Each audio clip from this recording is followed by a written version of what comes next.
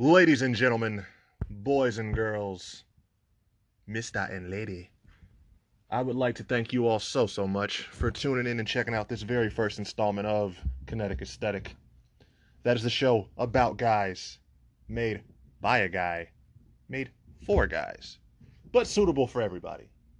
First thing on the agenda for us is that I want to make sure that I let everybody know exactly who I am, what I represent, what I believe in, and what I'm trying to accomplish here with this podcast. So, this first episode, and we're going to call this episode 0. This first episode is just going to be dedicated to me, letting you all know about me, about where I come from, like I said, my past, how I grew up, and pretty much everything that's led me up to this moment, to just me being right here, recording this, talking, raising my voice, speaking. So, to start things off, I was born on August 15th, 1995. Yes, I am a Leo. Yes, I am proud. Yes, we are the shit. And I was born in a hospital located in Joliet, Illinois. No, I do not claim Joliet. It smells weird out there. I don't like to talk about it. But I was raised in Bolingbrook. That's a small little suburb about 30 minutes outside of Chicago. And yeah, I don't claim Chicago. I just don't like to do it even now that I'm here. I actually live in Atlanta now, like Decatur, Georgia. I know that's not exactly Atlanta, but it's East Atlanta. I'm close to Glenwood, so I'm close to where the shit be happening at. But I prefer not to claim Chicago because for me, growing up, I just always noticed that there was this weird habit of people when they were new, I guess, or outside of school, and particularly amongst my brothers, amongst my fellow black brothers, they just had this tendency to just sort of rely on that image, on that sort of that idea that okay, I came from here, so I have to act this certain way. And you know what? I don't really want to focus on that too much because that's a whole episode within itself.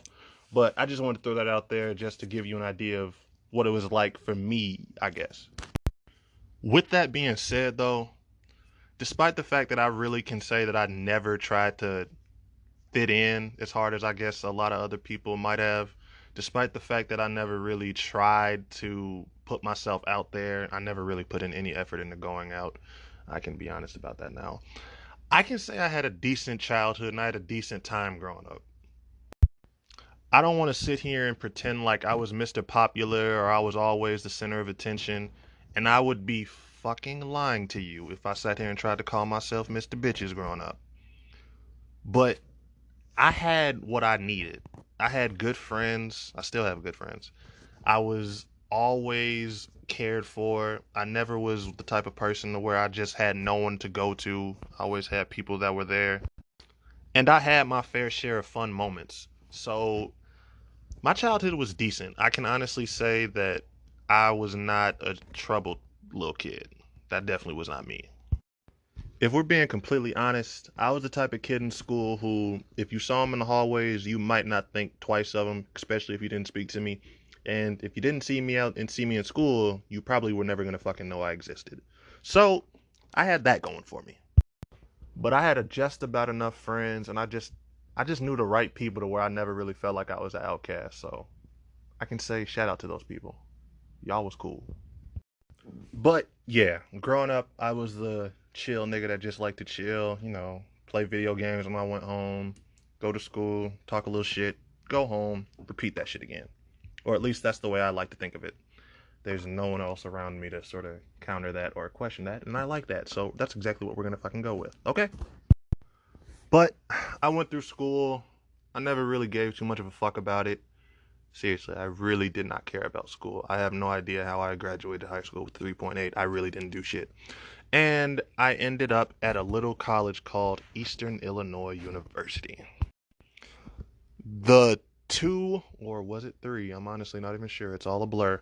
The 2 or 3 years that I spent there are a whole week's worth of episodes within themselves, just with all the actual crazy shit that went down, that I experienced, that I was around.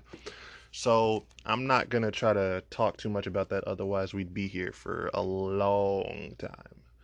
But I went to this school. I was there. I really didn't know why the hell I was there. I didn't know exactly what I wanted at the time. I really didn't know shit. And so I'm there and I'm just going through the motions, and lo and behold, I ended up flunking out of that damn place. Not once, but twice. And that led me back to the brook. Yeah, I'm cringing inside just saying that shit. But I was there. I was I was at my lowest point. Well, actually, no. My lowest point actually happened not too long ago. I was at one of my lowest points, and it was during this time that I ended up starting a job. I ended up finding a job at this Walgreens, and I was at a Walgreens for about 2 or 3 years. Once again, going through the motions. I still was not exactly sure on what I wanted to do, how I wanted to do it, or even what my end game was going to be. And I can honestly say, before I even continue anything about what happened afterwards, the time I spent there was pretty nice. I am not one that is big on retail jobs. I have worked nothing but retail jobs up until this point in my life, and they all were terrible for one reason or another. But Walgreens was at least the least terrible. So I want to take a little 30 seconds to just say thank you to those people over at,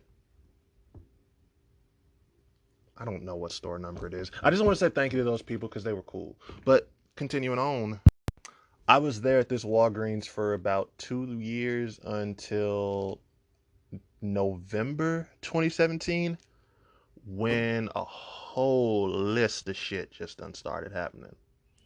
At the time, I had just recently failed a drug test. That is a funny ass story about that drug test. My bosses were pissed that I failed it. They were trying to get me to give them some fake. They were trying to find some fake piss for me or something, yo. They were trying to help me save my job, but I ended up failing it, so I had to leave. And well, I don't even want to say this the way I was about to say it. Right around the time I ended up getting fired or quitting from that job, my mom developed cancer, stage 4. So, as you can imagine, I was pretty much up shit's creek. I had no paddle, and I was literally just sitting there watching my boat sink. Uh, I am not going to speak too deeply, especially not now, on the whole cancer process when it comes to, having a mom with cancer. I can tell you shit was rough, but I went through that process. We dealt with that up until the point where my mom transitioned in February of 2018 of that year. And I have been in Georgia ever since. And it's actually funny, almost in a way, sort of poetic, because what I remember from graduating high school is that I had it in mind that I had wanted to go to Georgia State University. This is back in 2013. I am freshly out of high school. I really don't know shit about the world outside of my little bubble of Bolingbrook, Illinois. But for some reason, I just felt this calling to just go to Georgia State. That's where I needed to be at. But I just I didn't get the support that I needed at the time. I really just remember bringing up the idea and just getting shot down, just getting told, "Nah, that's a little too expensive. Nah, why do you want to be so far away from home?" Just just pretty much being told to just sort of not think like that. And so I ended up at Eastern Illinois, and I can honestly say that that was the start of sort of like a derailment of I guess my potential, or at least that's the way I see it. Because I just like to think that if I went to Georgia State, if I had followed that plan that I had made for myself, I would have been a lot more motivated. I would have been a lot more focused, and I would have been able to just do my shit the way I needed to do it, and not sort of get derailed. Because and this is just a little bit of a little tip for anyone that's young, anyone that's listening to this that is in high school right now, that is not even in high school, that's just debating on whether they want to go back to college or whether they want to go back and pursue anything. If your heart is not 100% in it, if you don't really want to be where you're at, if you don't want to do what you're doing, you are not going to do it the way it needs to be done. You are not going to give it 100% effort. You are not going to be the person that you need to be to get what you want to get done. It is so important, especially for parents, to understand you cannot force your kids to do anything. You can't push them in any type of direction, because once you do that, you're sort of making the choices for them, and you're just a choice made for someone is not going to do anything but create resentment and just create shit that's not done correctly. And I can't speak on that enough. And it is just sort of funny because out of all the things I can sort of talk to you about, none of them are related to school or actual learning or actually getting a degree. I can tell you and talk to you about getting drinking tickets. I can tell you about how it feels to just chug a fifth of vodka and end up making yourself go viral. I can give you tips on things and to do and not to do when you're selling weed. I can even tell you what it feels like to do shit like shrooms, Molly, or acid. But I can't tell you anything when it comes to actually getting that degree, when it comes to actually applying yourself, and when it comes to actually being about your shit when you are at a collegiate university. And that is honestly sort of fucked up. That actually leads me into my next point, which is, why I created this show and why I really felt like I needed to just put my voice out there. For me, I remember as I was growing up, and even now, there are just these times where I can just get to the point where I feel like I'm just so isolated and alone. Even when I have people all around me, even when I have people in my face, I just have this just inner feeling of just not being around people who understand me or get me. So for me, this podcast is my way of just extending the olive branch to anyone who happens to hear it, anyone regardless of where you're from, what you do, how old you are, shit, gender. Even if this is a men's show, women are allowed to listen to it and like it. This is my way of just trying to let people know who just maybe they've never heard it. Maybe they've never heard someone who shares the same opinion as them. Maybe they've always felt they were alone and feeling a certain way. This is my way to just trying to find those people and just show them you're not. You are not all alone. You're not doing this by yourself. You're not a crazy person in a world full of sane people. You're not a sane person in a world full of crazy people. You have people out there that are like you, that are there. And I'm gonna be honest with you. As much as I really do wish for this show to just turn into some huge big thing, to just have it change my life, for it to allow me to just make this my actual job and just have this be a career, if it doesn't, I am not going to be upset. For me, this is a passion project first and foremost, and I want it to stay that way. I don't ever want to just start recording one day and just feel like, damn, I have to be sitting here doing this. I don't have a choice. That is my biggest fear in life. That's why I've always hated the idea of becoming a manager at any retail job that I had. That's why I've always hated the idea of just getting too deep into a corporate job. That's why I've always hated the idea of doing anything of just having anybody be my boss that isn't fucking me. It's because I don't ever want to feel like I have to do something. Freedom is so fucking important in life. People will live their entire lives doing a whole bunch of shit they don't want to do.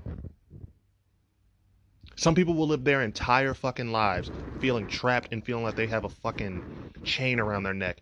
And a lot of times it'll be their own fault because they don't know how to just get in front of life and really just start embracing their own freedom. And so that's why for me, I got to do this.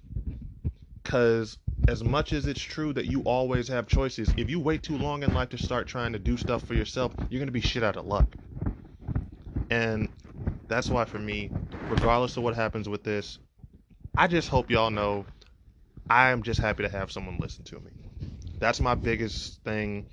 That's my biggest goal. I just want to have people listen to me that understand me, that get me, that can relate to me. And I just want to be able to build a connection with you. Point blank, period. But yeah, that's the goal, that's the why, that's the how, I guess. If you want to know anything else about me, I mean, aside from recording a podcast and shit, I write, I dabble in music making. That's a little bit of a secret. I don't like to tell people about that, but I do. I am the youngest of two siblings. I got an older brother and I got two nieces and a nephew. They're pretty dope. I don't like to toot my own horn, but I got some great ass nieces and nephews. They're pretty sweet. Your nieces and nephews are cute too, but mine are the cutest. Let's just do that. But yeah, aside from that, there's really not too much I can start to tell you without really just veering off into a whole long ass story that probably should be an episode within its own right. So I'm gonna avoid doing that because I need to have content. I hope you understand. When it comes to what you can expect from the show, I want to just tell you keep your mind open because one thing else about me when it comes to this show, I don't want to box myself in. This show started out as a pop culture type show where I was going to do Breakfast Club type shit. I was going to just speak on whatever was happening in the world. I was going to try to have like two co-hosts, set co-hosts and everything. And the more I've gotten to the process of starting this up, of getting it going, the more I've realized I don't want to box myself in at all. I hear time and time again about how when you're making a podcast, you have to have a target set audience and you have to sort of have set content. But I'm going to try to buck the norm on that. I want to be able to do interviews. I've already got a couple planned with people. Stay tuned on that one. I already want to do reviews on stuff. I'm huge into music. I'm a fucking manga nerd. I don't like to be too loud about that either. But I want to do manga reviews on that. I want to do a lot of stuff, man. I want to be able to talk to y'all about anything and whatever.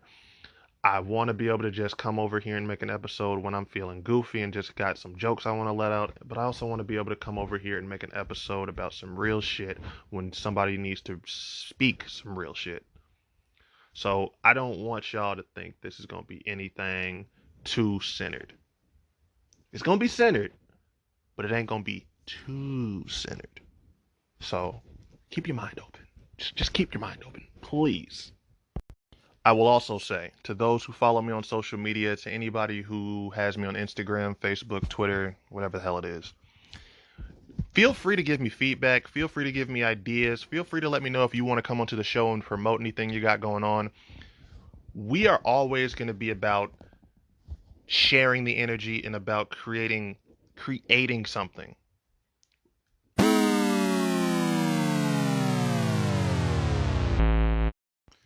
Okay. So I was thinking and thinking and thinking on how I was going to end this first episode off, what I was going to do for you all, and I decided I am going to make this story time. I'm going to have a whole bunch of different little things I like to do throughout my episodes, throughout the weeks, to just try to switch a couple episodes up, make things more vibrant, give you something to look forward to. And one of those little special parts I'm going to call Story Time with Germ.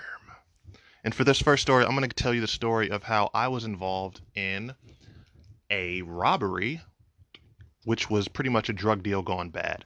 So, to give you the first little bit of background, this was back during 2014. I was still at Eastern. I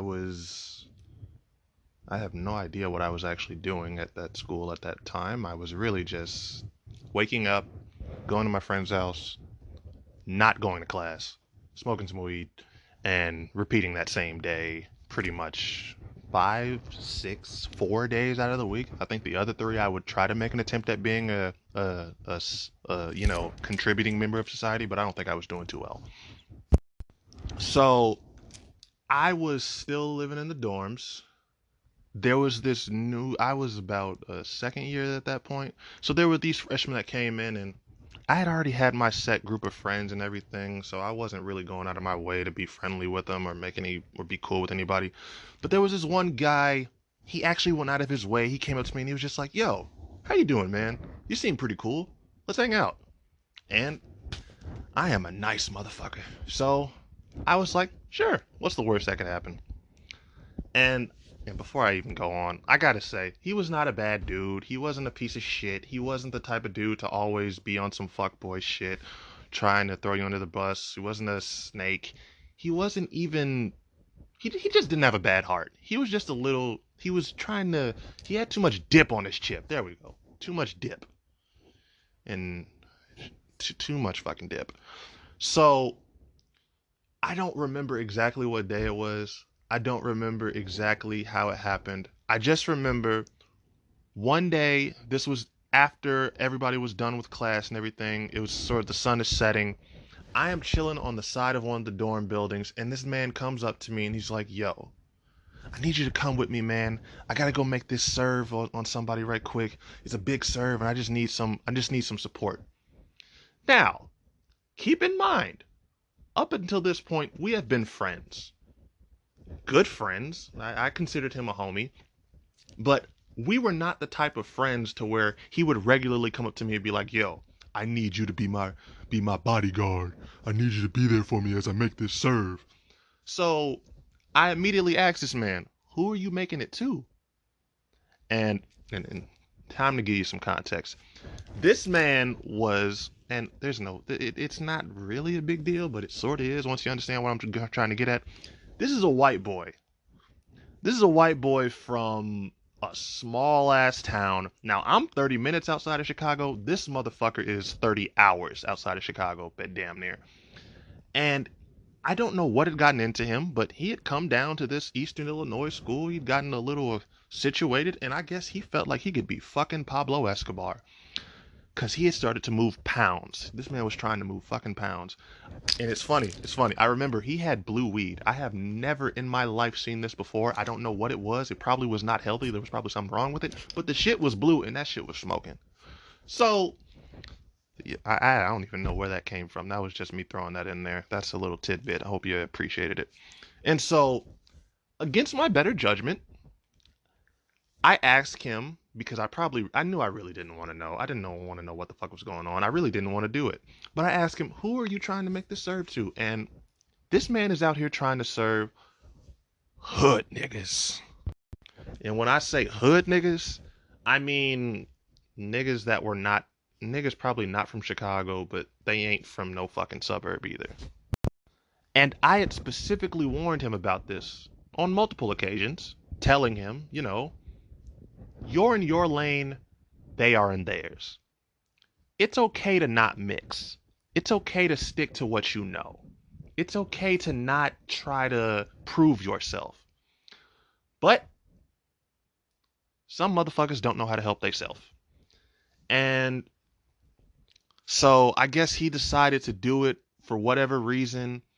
And so I go over to our friend's house. He decided to do this at our mutual friend's house, which is making things even worse because he's introducing people who have nothing to do with it into it.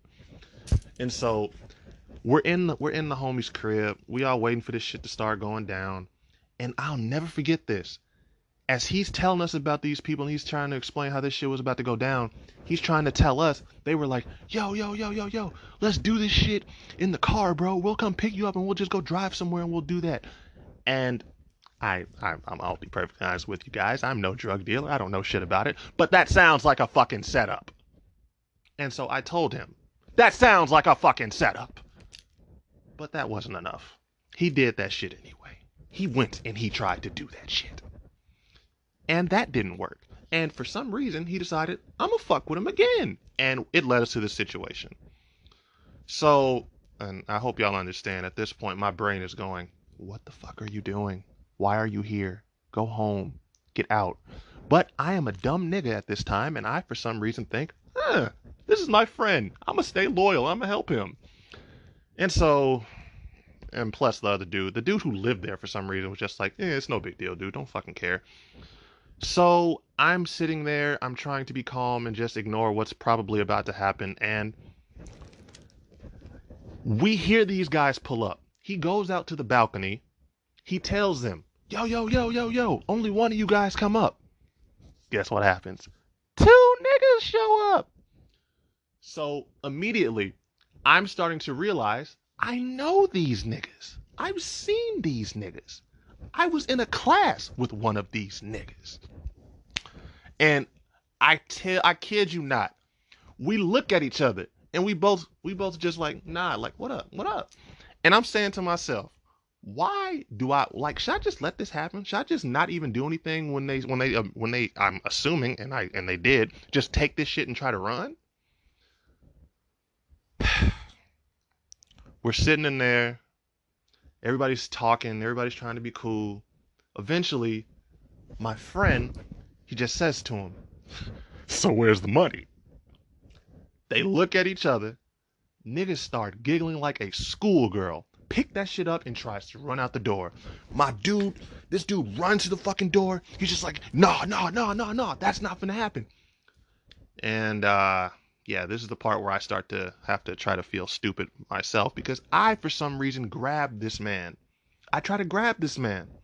And I kid you not, I didn't see him at the door. I have no idea where he came from. A nigga the size of Kevin Durant. I promise you, I think it was Kevin Durant to this day. I need to meet Kevin Durant and ask him if he was there on this day to make sure this was not him. Hits me with an overhand punch, winds the shit up, clocks me. Like if I could show you the motion, I can't show you the motion because I'm just recording this, but if I could show you the motion, you would die laughing. Hits me on my head. I promise, I felt like I had a concussion immediately. I'm standing at the door. I'm squaring up. I got this dude next to me. I'm wondering to myself, what the fuck is going on? Why is this happening? And dude's looking at us, and the other dude, I have no idea what happened to the dude who was holding the shit. Apparently he just got out.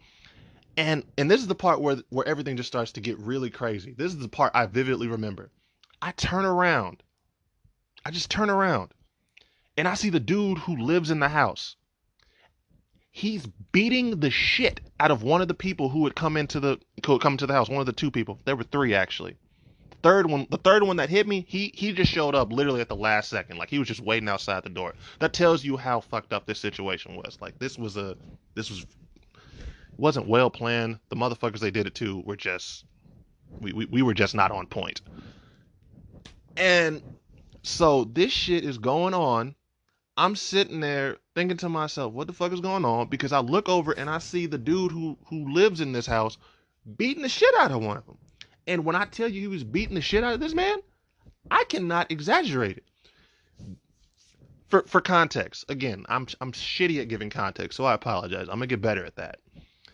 This guy is 6'4". He's a fucking track athlete, former football player, and the other dude, he's like 5'9". I mean, he's built. He's got some muscle on him and shit, but he's 5'9" against a 6'4" person. He's getting picked up and put on the ground like a fucking rag doll. He's getting his shit caved in. And I give you credit. He got up after this shit. I don't know how he knew where he was, but he got up and he walked away. He was wobbling, but he walked away. And I just sort of thought to myself, how did I end up in this situation? How? But yeah, that's how that went. That's today's story time for you all. I hope you all enjoyed that. Look forward to the rest of them. I guess the thing you should probably take away from that story though is that you should never get too close to people, especially if they're going to put you in situations like that. I learned that you have to really, really be smart about the company you keep, otherwise you can find yourself in some sticky situations. But I have no regrets over it. It was interesting. I mean, I didn't die. I didn't get shot. So, it is what it is, you know. It's like I said, I learned a whole bunch of stuff in college, and none of it was related to school, but I learned life lessons, and that's all you can really hope to do at the very least. That is today's episode of Kinetic Aesthetic, though. I do want to say I hope you all enjoyed this first little outing. Other episodes are not going to usually be formatted like this, probably. Not exactly. I don't ever want to have myself just talking by myself for like 30 minutes like this. So be on the lookout for that. I expect to have more content dropping very, very soon, and we're just going to get this ball rolling and moving, and hopefully you are a part of the journey with us. So thank you.